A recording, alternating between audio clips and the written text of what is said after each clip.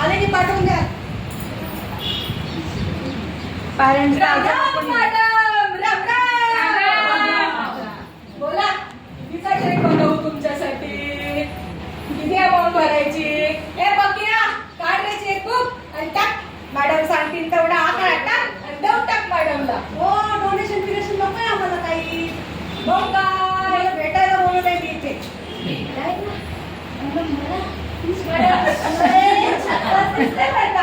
साडी म्हणतो बरं का मी.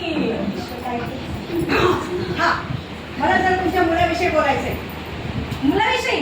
अरे आता कुठे एवढूस पोरग ते 2 वर्षांना मिशा मिशा कुठल्या की तरी त्याचं लगीन. आता तुम्ही आमचाच विचार करा म्हणतो मी. अगो बाई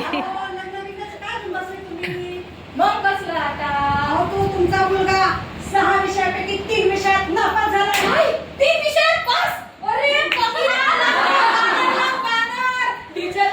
अरे माझ्या पोराने माझी छाती मोठी केली आहे. नापास झालाय नापास. अहो त्यानं रेकॉर्ड बोललाय माहित आहे का तुम्हाला? माझ्या खानदानामध्ये कोणीच 2 विषयाच्या वरती पास झाले.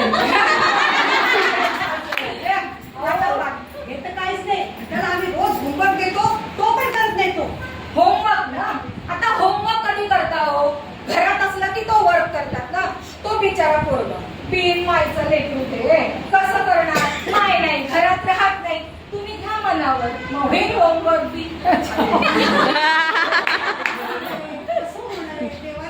कसं होणार काय? मोठं होईल लगीन होईल 2-3 चिंगे पांगे पोरं छान छोटे छोटे होतील.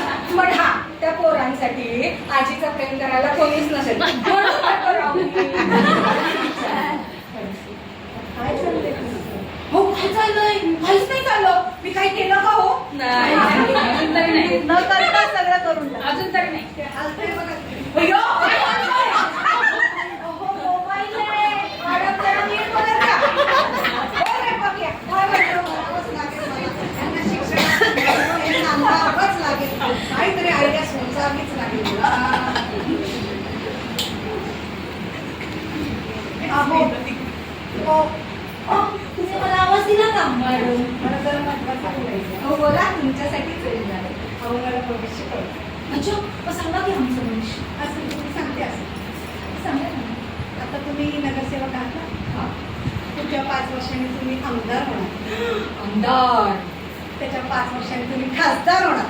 खासदार? मग तुमचा सोन्या तुमच्या हाताशी येणार. आलाच मग तुम्ही त्याला नगरसेवकासाठी फॉर्म भरायला. अरे भरला आणि मला ते दिसतंय तुम्ही फॉर्म भरायला सगळे निघाले. तुमची पार्टी गडगडाट करतीये नारा देतीये.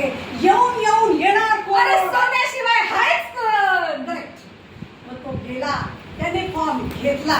त्याने तुमचं नाव फादर्सने टाकलं. त्याचं पण टाकलं. पण पुढे लिहिता त्याचा फॉर्म आता का म्हणते 10वी नापास.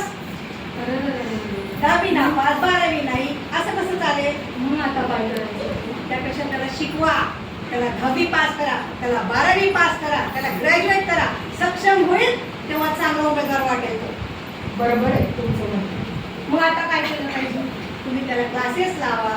चांगलं शिकवा. घरात लक्ष द्या. क्लासेस ना लावतो का? 2-3 मजल्याच्या चांगल्या 3-4 बिल्डिंग लावूनच टाकतो. क्लासच्या बांधायला सुरुवात. तुम्ही मला 5-6 बायका छान सुंदर द्या. आता सुंदर कशाला? अरे शिकवायला.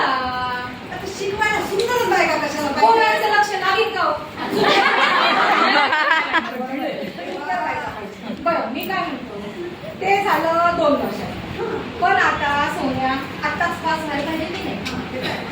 मग मी फटकन एक आयडिया देऊ का? मी काय म्हणते मी बी सिंगल तुम्ही बी सिंगल.